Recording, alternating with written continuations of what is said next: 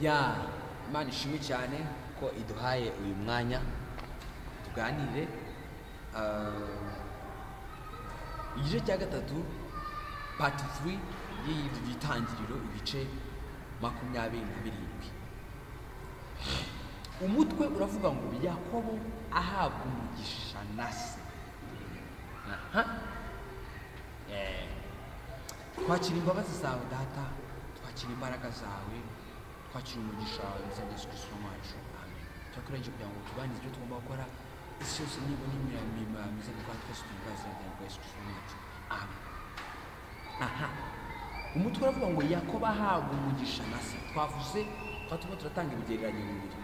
Hano hari part ebyiri, umubyeyi n'umwana, papa n'umuhungu, Isaka na Esawu. Hano hari umubyeyi n'umwana, mama n'umuhungu, mama na Esawu, Rebeka na Yakobo. Then turiho ko habayeho handover, umwe yatanze ifunguro undi atanga ubutware, barahinduranya. Yakobo ajyamo hano, Esawu ajya ku bugaragu nyine, undi ajya ku butware. Ino yari sayidi y'ubutware, ino yari sayidi imeze nk'iyo gusavinga nk'iy'abagaragu. Bamaze guhinduranya rero, haza kugera igihe cyo guhabwa umugisha kugira ngo bwa butware sayidi Imana, umubyeyi arashaka gutanga handover kuko arashaje, ashaka ko kugira ngo umwana atangire yakitinge muri bwa butware. So akeneye gutanga umugisha. Ntabwo yamenye ibyo abana bakoze, na mama we ntabwo azi ibyo abana bakoze, ariko umubyeyi araje arimo arahamagara Esawu, kandi Esawu ari muri long position. Ati ngwino nguhe umugisha. Okay, unamaze kubyumva, ntabwo azi iby'abana, nawe abyumvise. Umwana ari hano, we ari gusenga ameze isengesho rimwe ravuga ngo yawumva ryanzogera. Uvuga ati Mana, umugisha wanjye wansize, umugisha ubutware rwose murabizi ko nabwakiriye. Nubwo mwibuka ko twabiganiriyeho cya gihe tukibaza se kuki umuntu atekereje ubutware n'iki, ariko mwumvaga twatuma turabisobanura tubaza ati Yakobo yari amarabaza ati wowe unsaba gute ifunguro uri muri iyo position, ariko se nk'umwana bavukana ntiyari kumufasha kumuha atamusabye ubutware? Ariko nta kintu kitagira impamvu. Uyu muri mu butware yari guhagarara mu butware akavuga ati nta kibazo, akabuhagararamo. None nawe ntiyabuhagazemo ko muntu bisoba ngo mu rugo hari umutware, hari n'undi ushinzwe kwakira ibivuye ku mutware, akamenya uburyo abigenzura, ariko sayidi y'abanyamama wenda n'abana n'iki simbizi. Sayidi ya papa ni umutware, sayidi ya mama ni gusavinga, gufasha no multiplying no gushyira mu ibyemezo byavuzwe. Donc kungurana ibitekerezo, ariko by'umwihariko nyuma y'icyemezo gifashwe n'umutware avuze ati none twemeje iki, byakiti bemeranijeho. Umubyeyi papa atiyo kashe nk'umutwe w'urugo, uyu nguyu akamufasha kwishyira mu bikorwa. Nubwo bose babifatanyamo, gutekereza bifatanyamo, uyu akamera nk'aho agiteyeho kashe, tubyumvikanyeho, noneho yarangiza bose bakagifatanya gushyira mu bikorwa. Ariko uyu nguyu iyo sayidi twumvishe yuko ariyo igenewe ibikorwa no gukora. Then turi kuri iyi point, umwana rero asigara pending ati genda muri sayidi y'ubutware. Yakobo ati Mana, bwa butware bwanjye rwose warimo arabisengera, ntabwo azi ibyabaye ko bamuhamagaye n'iki, ariko mu gusenga Imana niko nabivuga inyuza muri wa mubyeyi we. Urumva ni nkaho muri wa mubyeyi we umwana nyine yirwanyeho, yagiye muri no position, yarasanzwe aba muri no position we na mama we, ariko yirwanyeho aba muri no position. Nkuko abana bakura iyo bagenda bahabwa responsibilities, kwirwanaho rero iyo umwana niwe wiha ingobyi, uko bavuga umwana niwe wiha ingobyi, birashoboka. Bivuze ngo dukeneye kwipositiona kugira ngo Imana itugire neza, duhe ubutware. Turi kwipositiona gute?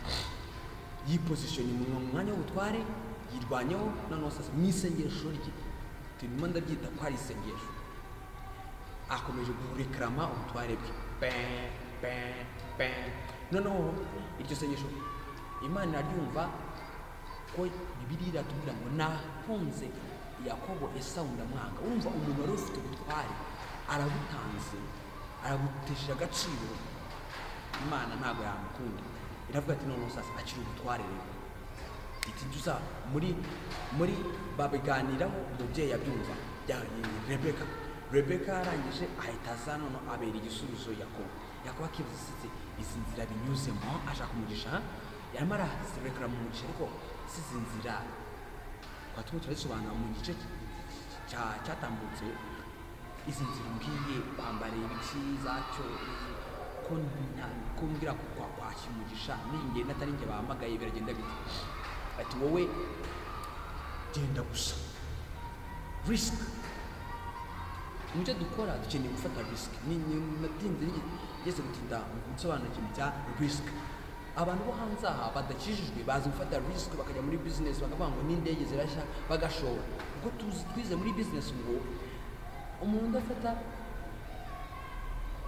sinivuga neza terme bakoresha mu umuntu udafashe risk nta n'ikintu yakira. So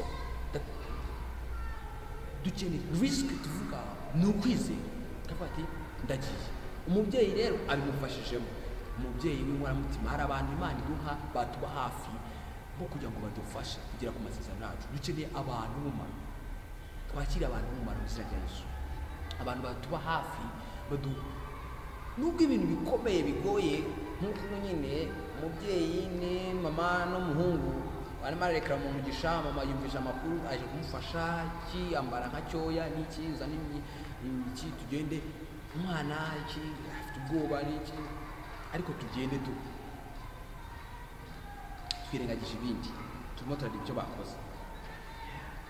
Araje rero 18 kuri iki gice ajyaho se ari aramuhamagara ati data, aritaba ati ndakwitaba urinde mwana wanjye.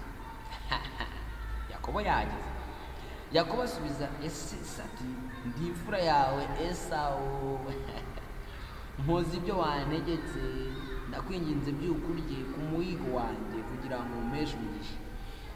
Amagambo ajya ntangaza kinyibaza nti ese Yakobo ni kwaje mu izina rya Esawu koko papa we nawe akaba azigwa arimo arahumugisha agiye gusa nk'utanga umugisha. Wenda turebe munsi yuko yamuhaye umugisha. Mbese umugisha wako nawutanga uragenda ugiye kuri Yakobo kandi yaje mu izina rya Esawu. Tubiganireho muri komite. Ariko icyo mbona cyo nkurikije ukuntu twagiye tuganira Yakobo nta rindi zina agomba kuzamo. Ise ategereje ise ntago azi handover yabaye we na Yakobo. Cyase bango Yakobo agomba kujya muri rya zina rya Esawu isazi ry'ubutware ugomba guhabwa ubutware.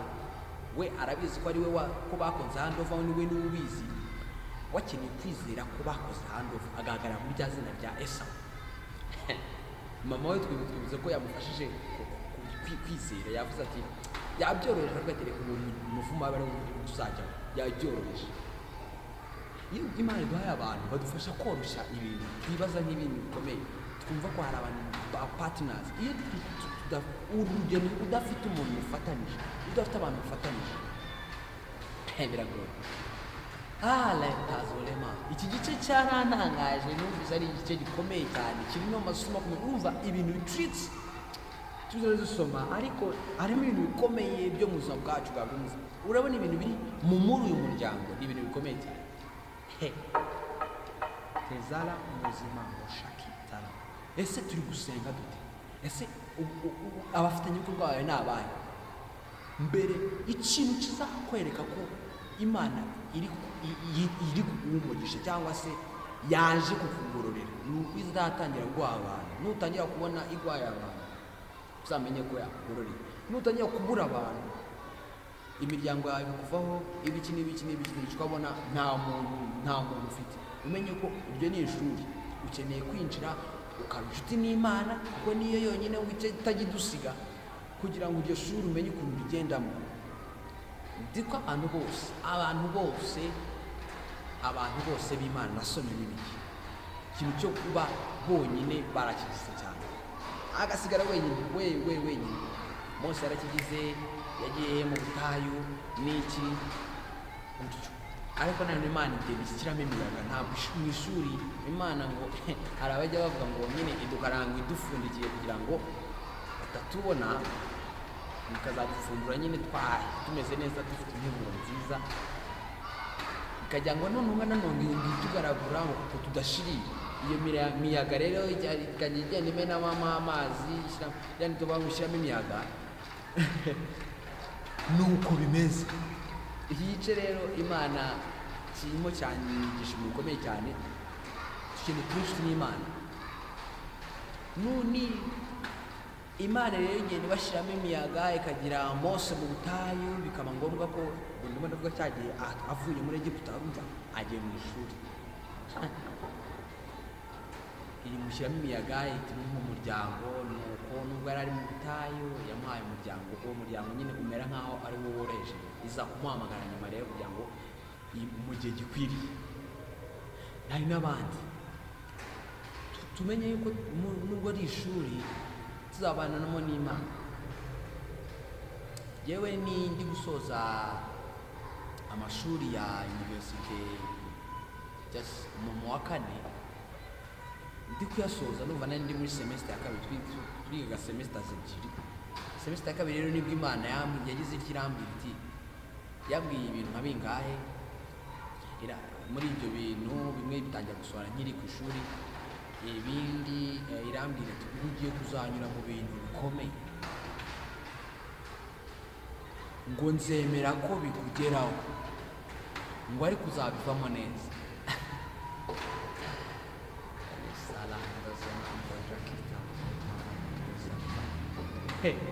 None ukibaza uti ugiye kunyura mu bintu bikomeye, Imana niyo ibabivuga, nzemera ko bikugeraho. Kubera iki wemera ko bikugeraho? Ariko noneho mu gihe nyiri kwibaza ibyo ati ariko uzabivamo neza, aho ngaho wumvise ibyo bintu wasenga. So bisaba ngo n'ubundi ugiye mu masengesho, abakristo dusabwa gutura mu masengesho kugira ngo Imana mugendane, nibiza nyine ukanabinyuramo mube muri kumwe. Imana turagendana mu bihe bigoye, mukagendana n'Imana. Iyo muri kumwe ngo biba bimeze nka cya gihe ngo hari umuntu ngo agize cyana, ni igitekerezo bajya batanga ngo umuntu ngo agize cyangwa ati Imana yarambwiye ngo tuzagendana. Okay, sawa. Ngo bageze ngo nijoro ngo abona ngo ni wenyine, ngabona ni wenyine.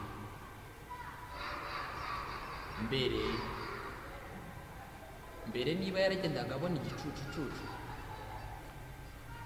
ngo ageze ahantu abona bahagaze wenyine, cya gicucucu arakibura. Sinzi niba bivuze neza, akibuze ngo arakomeza, ariko agenda agifite ubwoba ngo asoje rwa rugendo. Nuko aragenda aravuga ati oya wa Mana we warantaye n'ubundi. Ngo bavuye muri icyo gikombe ngo yari agezemo, ngo abona nta gicucucu abona, ngo kirenze ngo abona cya gicucucu kiragarutse. Arangije aravuga ati oya, ati uvuye hehe, kuki wantaye? Ngo none se ngo ubonye mpasohotse, ngo ubonye kuza. Byandi Imana igitubwira ngo nyine iyo twari turi mu kigeragezo, amabuye nyine aragukora nyine akugeraho, ariko nyine wagisohoka. Imana ivuga ati baba ntibaguteye amabuye ngo bababarire. Ibyo ni ihame. Iyo urimo urasenga, iyo uri kumwe n'Imana, ayo mahame iratwigisha. Noneho abwiye Imana ati warigendeye, none ubonye mbisohotsemo, ngo none ngo uraje, ngo njya ageze nyuma y'icyo gikombe ngo yongera kubona cya gicucucucu. Ati n'icya gikombe burya ni njyewe, ngo buriya ni njyewe wari uhari. Kirayi hariya wabonaga, niba yarabonaga mbere, yarabonaga ibicucucucu bibiri sinzi. Hariya ngo wabuze igicucucucu cyanjye, buriya ninjye wari uhari nari nguhetse, ninjye wari uhari, ninjye wari uhahagaze, ninjye wowe nari nguhetse. Niyo mpamvu hambutse ukahasoza. Nuko nicyo navugaga rero, ngo kwikomeza kubana na Yesu, kubana n'Imana. None rero umugabo Yakobo yagombaga kwambara izina rya Esawu kuko ari we bakoze handova, akemera akarikoresha kugira ngo ahabwe bwa butware nyine bamuhaye. Turebe ese Imana niba yaremeye ko, niba yaranze Esawu, iraza kwemerera ko Yakobo bamuha umugisha. Umva, niba yaranze Esawu ukavuga ati wowe rwose utanze umugisha wawe, utanze ubutware bwawe, genda ntabwo nyine ubaye feke.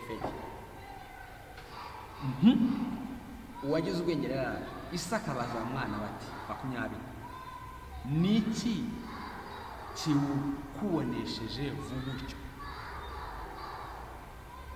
mwana wanjye? Isaka we ahagaze muri pozisiyo, nta rindi zina ze agomba guha umugisha, ni Esawu. Niyo mpamvu umwana yipozisiyo ibintu bya zina, wazi ibyo baganye.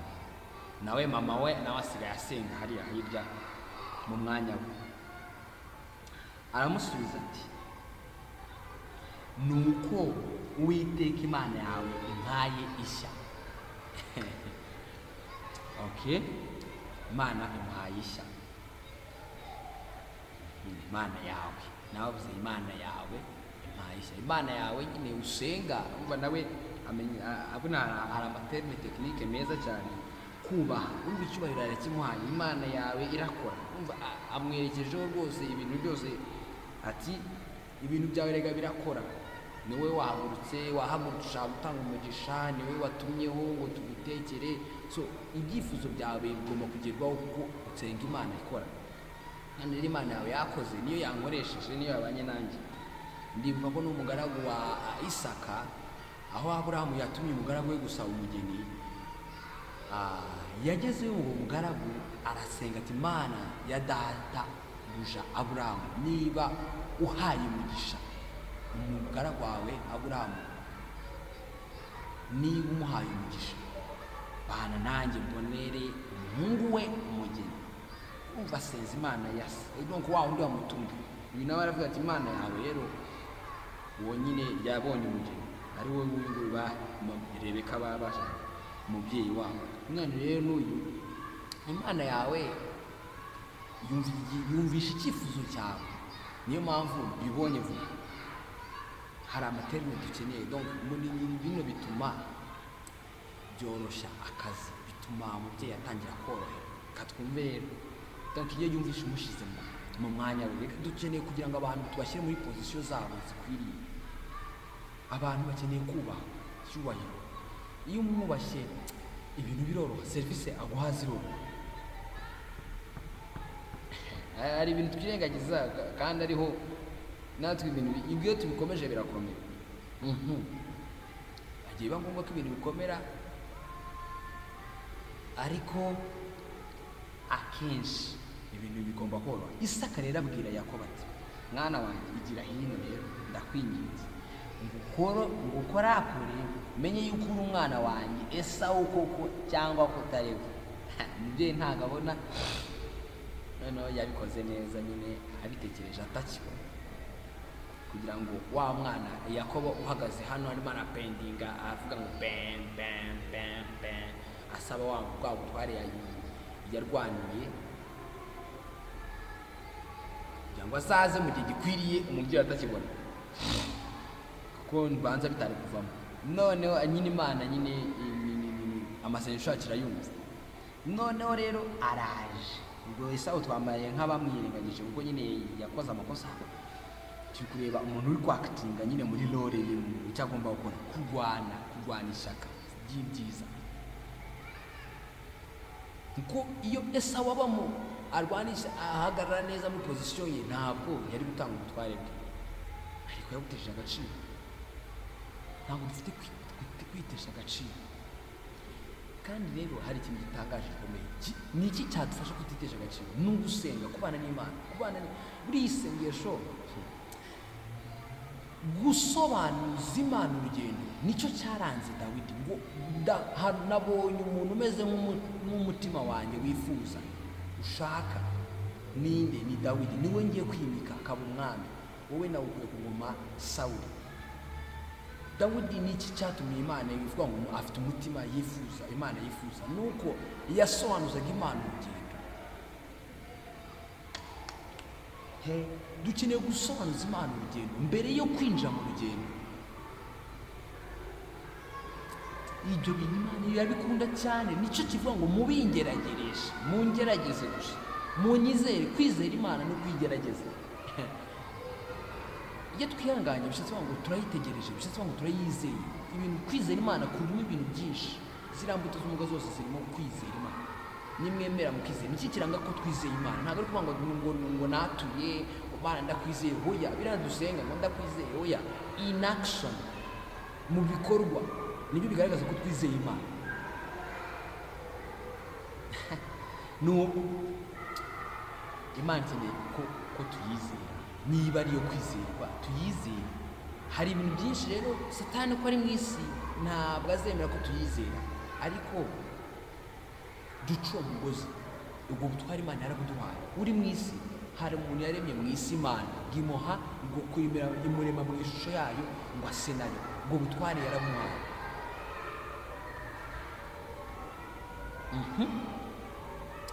Twemere kugendana n'Imana. Yakobo yegera Isaka aramwumviye, aramukorakora. Ubwo nyine yamukorakora undi ari mu masengesho menshi ati wa Mana we. Aravuga ati ijwi ni irya Yakobo ariko ibikonjo ni irya Esawu.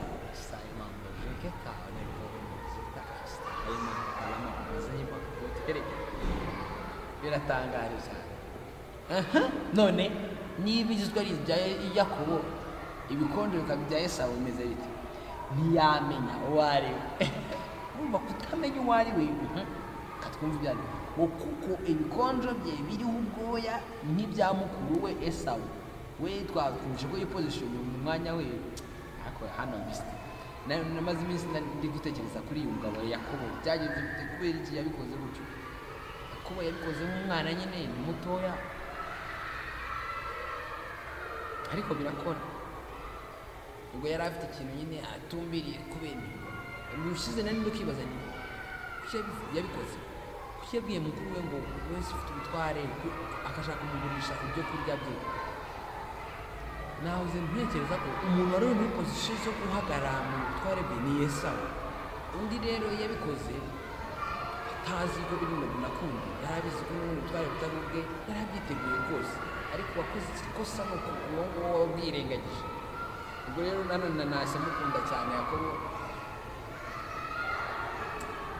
Niho ndavuga ni Yakobo rero nanjye nabaye nkuko nyine ko Imana yavuze ati nakunze Yakobo, Esawu ndamwanga.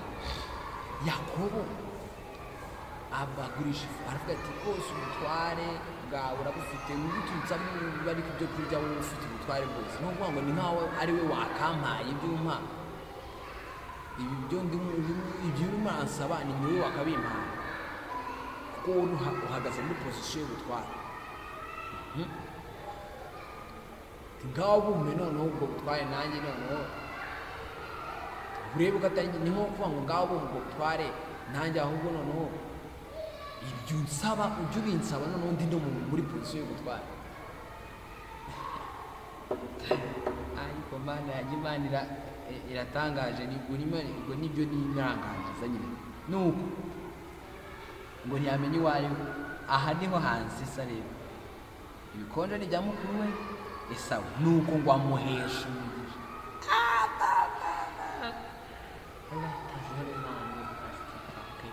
Ubwo umwana yari arimo arasenga, Mana tabara mu mutima. Ubwo ni Yakobo barimo baramukora, ijwi ni irya akuyemo iki? Ijwi ni irya Yakobo, ibikonjo ni ibya Esawu. None kubimenye ibintu biragenda bite? Ntabwo ubona, ntabwo utegereje kuza kubona. Ni ukuvuga ngo yahise abyirengagiza. Imana yahise ivuga ati isa nk'ikinzeho, niko nabivuga. Ni ukuvuga ngo reka mumugisha nko kuvuga ngo iri shyaka nyine ni ishyaka yagize nko finaroma turareba icyavuyemo, ariko nko kuvuga ngo ishyaka, iryo shyaka ryonyine ryo kuba ibintu yipozisiyonye muri aho ngaho Imana yabimufashijemo n'ukuntu yagiye yifuregiye, yagenda atari mu izina rya Yesu, sinzi uko byari gukora. We yagiye yitwaje rya zina, ni nko kuza njya mbona amakampanizi nka reka turebe mbaye nk'umuntu dukora n'ubwo ndavuga ngo none rero hari amakampanizi ajya agura ayandi, ariko iyo yaguze reba nka Airtel Tigo, ntabwo iryo Tigo Airtel niguze Tigo ntabwo iyo Tigo isiva, igumanye Tigo na Airtel nta makampanizi mwayazi. Bivuga ngo aya mazina yombi arahari, ariko yitwaje Tigo kugira ngo nyine yisavinga abo bantu nyine bari muri Tigo basanzwe bazi Tigo, serivisi yatangwaga muri Tigo ntihagarare, ariko inatangwa n'undi muntu. Ubwo rero uyu nawe yitwaje izina rya Esawu kugira ngo ahabwe ibya Esawu, kuko bakoze handover. Nta rindi zina rizwi rizahabwa umugisha w'ubutware ni Esawu, agomba kuza yitwa Esawu, yitwaye nkawe. Izina ijwi nyine ntakunda, aravuga ati yagiye mu kwizera. Kwizera ni ikintu gikomeye, ikintu gitambutsa gikomeye cyane. Umubyeyi nawe nyuma yo ubwo Esawu, Yakobo nyuma yo kwizera akagenda gutyo nyine nka Yakobo mu izina ry'abandi, nubwo nyine bidakura neza, ariko agiye mu kwizera. Ibintu bidakura neza, nujya mu rugendo ukabona ibintu ntibikura neza, ariko ukabuze uko muri kumwe n'Imana, injira ibindi bibura ubigire muri bracket yitwa faith, kwizera Imana. Nicyo hahagazemo Mana, dukeneye kwizera. Kwizera ryo dusanga ngo Mana ngomba kwizera gute? Ubwo kwizera gute? Imana yakoze ibyo igomba gukora, ahubwo tuyizere, tera intambwe katubyite ya ntambwe imwe, izindi 99 zazikora. Iyo ntambwe imwe dusabwa niyo kwizera Imana. Ni kwizera Imana uzabureba, niko kugerageza Imana. Ni mubingeragereje ngo murebe ngo imigisha, ibintu dukora byose nibyo bigaragaza kwizera dufite uko kungana. None baba byo gutanga amafaranga yaba iki. So muri Maraki ibice 3 nivuga ngo mubingerageje murebe ngo imigisha mbaha, ngo mubura aho muyikwiza. No room for that. Kwizera Imana ndi kubireba nka senta y'ibintu byose. None rero umubyeyi yamaze kubona ko harimo ikibazo, umwana we yabishyize muri bracket ya faith. None umubyeyi nawe rero abonye ko ijwi ari rya Yakobo, ibindi ni ibya Esawu. Karango rwose yabizanye byiza, ariko igikarango cyubaho kabisa. Ebana ntabwo cyubahiro cyane.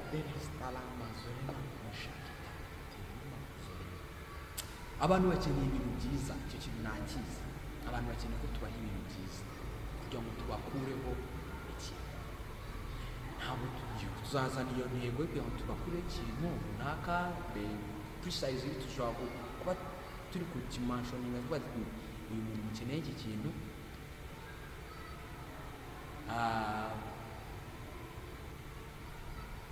nyine ntabwo kugira ngo nyimukureho rero nyine kumukorera neza akanezerewa, avuga ati umuntu akaba ari we uza akavuga ati akakimpa, urumva yakiguhaye niwe ukiguhaye, nta kibazo.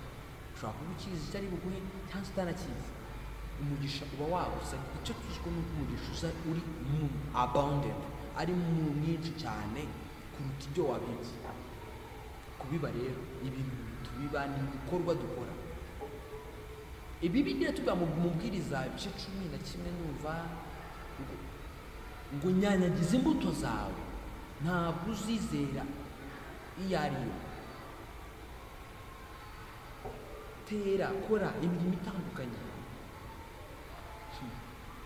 Mana tusabare cyane, twe kwifungira ahantu hamwe ngo ukora ibi position hano hantu gusa no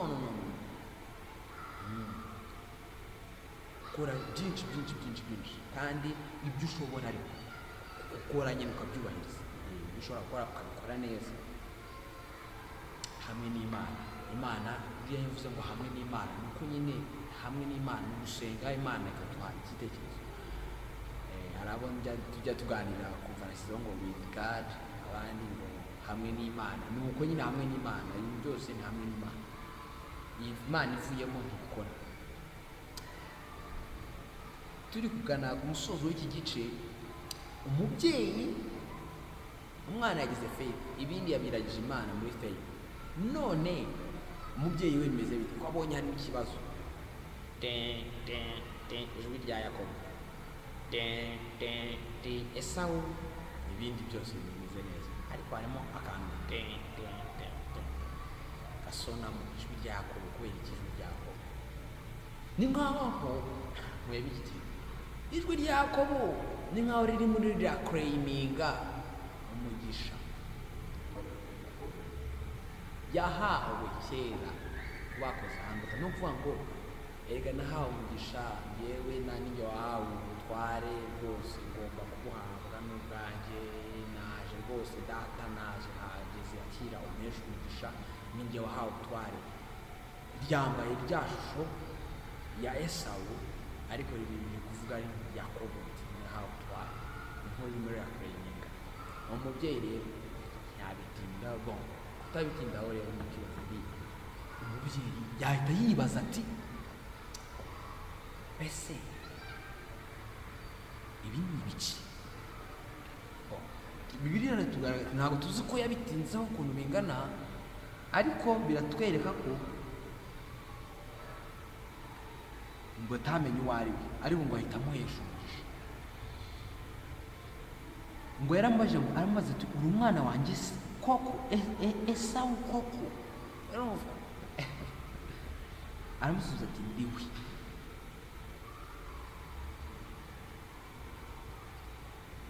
Kuba yakoze ibintu, ubwo iki kintu kigaragara cyo ibiri bukurikireho naramuka amuhaye umugisha, ibiri bukurikireho ni uko umubyeyi nawe ari bushyire mu cyizere akavuga ati ari bwirengagiza iryo jwi ririmo rirakurengera umugisha, aha agaciro uwakoze ibyo bintu. Kuko ubundi yakabihagaritse akabihagarika, ariko se arabihagarika kugeza ryari? Agize ikibazo cy'iryo jwi, yakabihagaritse wenda agategereza, wenda akaza mu muti akamenya icyo gukora, ariko kuko biri n'Imana, hari ibintu Imana hari ibintu bijya byirengagizwa. Ntekereza ko ari Imana, niyo mpamvu atabitinze. Iyo turi kumwe n'Imana hari ibintu byirengagizwa. Bibiliya iratubwira ngo Dawidi yagiye gusaba ngo imigati ngo y'abatambyi ngo arayihabwa. Icyo gihe barimo baramushinja ngo kuki abigishwa bawe ngo bica ngo isabato, ngo se ntimuzi ikintu cyabaye? Ahita abahurira, ntimuzi ikintu cyabaye kuri Dawidi se yaciriweho Uwiteka se ngo uko ari y'imigati y'abatambyi? Iyi shusho ngo uyu muntu ari kuri mission y'Imana, hari ibintu bijya bibaho nk'ibintu byakabaye ibyaha kuri bo kandi byabicisha. Hano yari kubona umuvumo, byabicisha n'ibindi bintu. Kurya imigati y'abatambyi yari gupfa, ariko arababwira ati yari kuri mission y'Imana, yarakize. None ngo isabato, ngo umwana w'umuntu ngo ni umwami w'isabato nayo. Bisobanura ngo ntabwo ibintu biriho iyi migisha ntabwo tubereyeho iyo migisha, ntabwo iyo migisha tuyibereyeho, ahubwo niyo irahari ku bwacu, yateguwe ku bwacu. Ibintu byose Imana yabiteguye ku bwacu, ntabwo duhari ngo bituyobore, ntabwo tuyoborwa n'ifaranga ngo rijyane ahantu hose ribonye, no, ahubwo ndipozisiyona mu mwanya wanjye rihansa. Ikintu kari atari baje, nkeneye kwipozisiyona mu mwanya wanjye ukwiriye, ubundi uwo mwanya niwo uzabihamagara. Azati umuntu ahagaze mu mwanya ukwiriye rwose ibi bintu biramukwiriye. Ujya ubona umuntu avuga ati rwose byari ibye rwose, ni ibyo rwose arabikwiriye, ko aba ahagaze mu mwanya ukwiriye. Ubu rero uyu mugabo ahagaze mu mwanya we w'ubutware ko bukwiriye, nta kiri butume adahabwa umugisha. Niyo mpamvu Imana atabitinzeho ngo ajye mu zindi nkete zitandukanye, aravuga ati uriwe ndiwe. Aramubwira ati munyegereze nanjye njye ku muhigo w'umwana wanjye kugira ngo nguheshe umugisha. Aramumwegereza, ararya, amuzanira vino ashozaho. Iyi vino yanyweye ni iyihe? Izazi zisindisha n'izihe? Nazo mudubwire ibyo ari byo. Ariko vino isobanura ikintu kiryoshye muri rusange. Ise Isaka aramubwira ati mwana wanjye nyegera usome. Aramwegera aramusoma. Sinigute yamusubiye, umwana mugabo asoma undi, nabyo mudusobanurire mutuganirize, ngo yumve impumuro y'imyambaro ye, ya myambaro umutipe yambaye.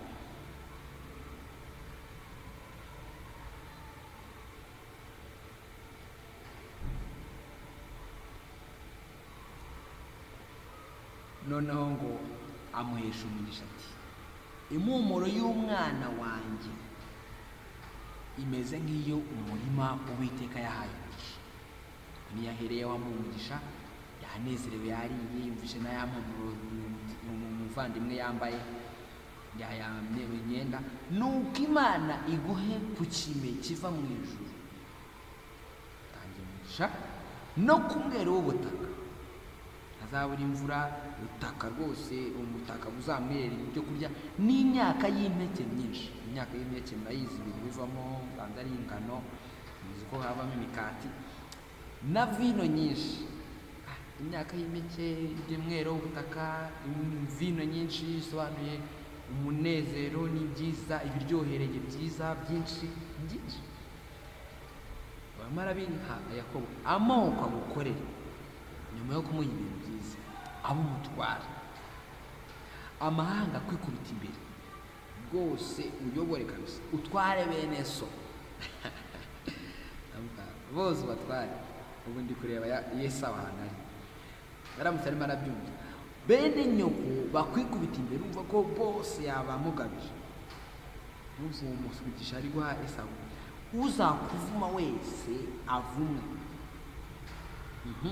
uzakwifuriza umugisha wese awuhawe. Ni nko ahawe. Urabona umugisha wapfuye kuri Aburahamu awuha handova kuri Isaka, Isaka nawe ahaye handova kuri Yakobo. Twakunze tuvuga ngo Isirayeli, nuko byagenze. Itereke wa mugisha wahawe Aburahamu mu Itangiriro, aho byatangira bamuhamagara, niwo uhawe Yakobo. Ize kumbwira ahandi wenda turaza kumva niba Yakobo we hari wazaha handova.